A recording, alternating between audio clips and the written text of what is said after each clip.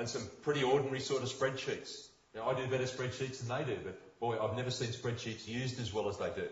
They're sitting there saying, look at this, there's the sales in the such and such store, and here's the sales in this store. Oh, look at that, there's another sale. Just happening in front of them. They've got a telemarketer over here working on store one. So the CEO, Michael, said, yeah, well, they're full, switch to store two. So telemarketer changes databases and starts on store two. Now, this is basic stuff, but the systems are in place to run that business up to the 15, 20, 30, 40, 50 stores that company's got as its target. Now, it can't get there without the systems, can it? I mean, if you've got a 10% leak in the business and you're turning over $1 million, that's bad enough. What happens when you're turning over $50 million? And you take 3 months to wake up to the fact there's a hole in the bucket. So at this point, this is the critical point. If your systems aren't in place here, you're not going to make it through this stage. The decisions, generally group decision making. How many people sit down with their staff as a routine part of their decision making? Anyone? Great. Who's prepared to think about that? Believe it or not, your staff are more expert in some areas of your business than you are. If it's a bit old-fashioned these days, but if you read Tom Peters' good In Search of Excellence, Dana Spicer back in the 80s was a large manufacturing company, still around, and at that stage they'd had a spectacular year. They'd lost $2 billion, which didn't impress the shareholders at all. They fired the CEO. The new CEO came in. The first thing he did was get rid of the operations manual because it was 1,200 pages long. So if you're an employee in Dana Spicer and that was the ops manual, I'm not happy with you. You've broken law 1267C subsection 4 paragraph F.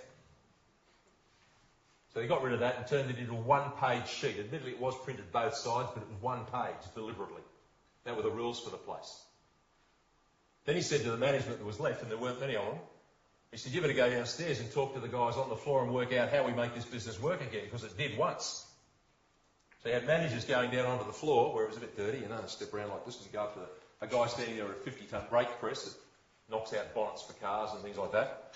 And they'd say to the worker, so how can we make things better here? And the guy turned to him in his overalls. He said, well, you could turn this thing around for starters. He said, what do you mean? Well, the bits that go in this side here, they come from over there.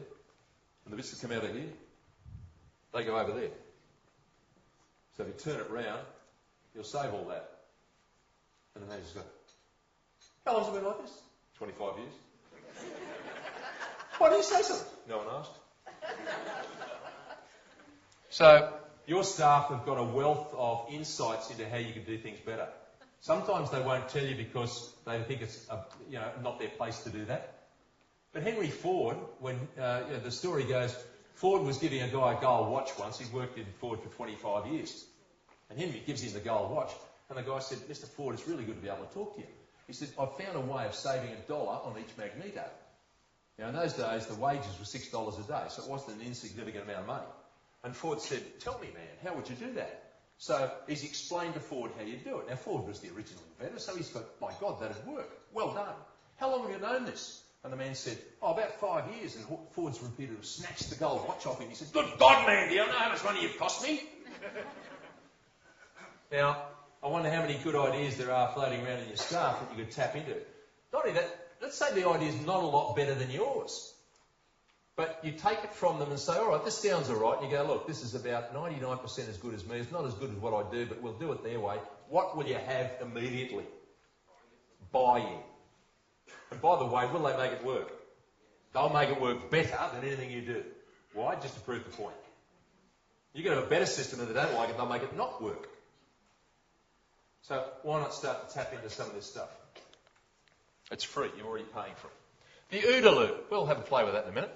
One of the interesting things that happens at takeoff stage is people feel the business starting to build up and rev up and go, and they go, this is really interesting, but we might come back here and protect and we won't do that. Right? They slow the business down because the risk is I might lose something out there. So let's just back it off. Now, I'm not here tonight to tell you you've got to grow. I'm just telling you what happens when you do, and you can make the decision for yourself. If you want some help, that's what the department's here for. Right? Because they've got resources, you've already paid for it, and they're happy to help you in that direction. But it's a fact that a lot of people, or not a lot of people, a percentage of people in the take-off phase become defensive and they throttle back on their own growth. The OODA loop we'll come back to. Capital, you may need external investors at this stage, but the risk is, again, the loss of control. This has been identified as a very real limiting factor in growth in Australia. Right? We're very independent. We go, no, I'm not bringing anyone else in. I know I could make it bigger, but I'm not going to have someone else tell me what to do. So the business sort of stops. And one of the reasons this happens is because the business, most of us aren't in the habit of retaining profits. We work at thin profit margins, thinner than they should be, and then there's not enough left over to fund our growth. Who thinks that might be pretty accurate? Okay. So one of the solutions to getting past this stage is to focus on generating a commercial level of profit. Any idea what that would be for a small business or a medium business?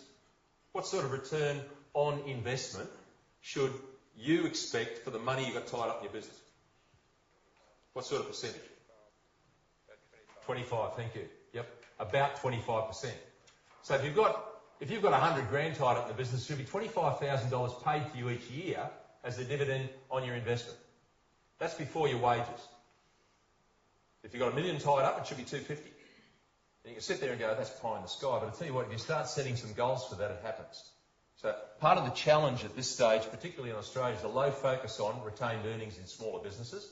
And that then, when you don't need it right now, but later when you go, we need to make the leap, and the bank says, well, already got your house mortgage, you're right out to the limit, no, we won't do that, you find you run to the end of the chain. So who'd like to know how to make more profit? All right. We'll look at some ways. I need a glass of water. If someone could rescue me, please. Thanks. The threat at this stage is that investor demands will stifle innovation, and also the other risk is poor information systems. We thought there was $1 million in the bank and there wasn't. Or we thought we had that share and we didn't. Or we thought our cost of sale was that, or whatever. And we just lose control.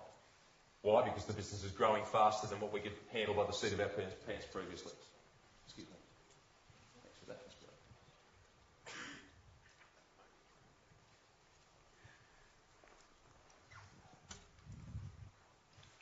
The OODA loop's an interesting one. In the Korean War, Americans fielded a jet called the Super Sabre. It wasn't all that flash. They came up against Russian pilots who weren't supposed to be there, flying MiG-23s, which were quite a modern jet in those days. In fact, they were hypersonic. They had a reinforced cabin because of the massive speeds they flew at. They're very heavily armed, very powerful, and they basically outranked the American jets in just about every way, except one. Except two. And despite the fact that the American planes looked inferior on paper, they were shooting down about 4 MiGs to 1 loss. So one of the American Air Force colonels had a look at the situation and he thought, well, the only thing that I can find different in the two planes is one, the Sabre's got a bubble cockpit and the MiG's got a steel roof. So what's that give the Sabre pilot?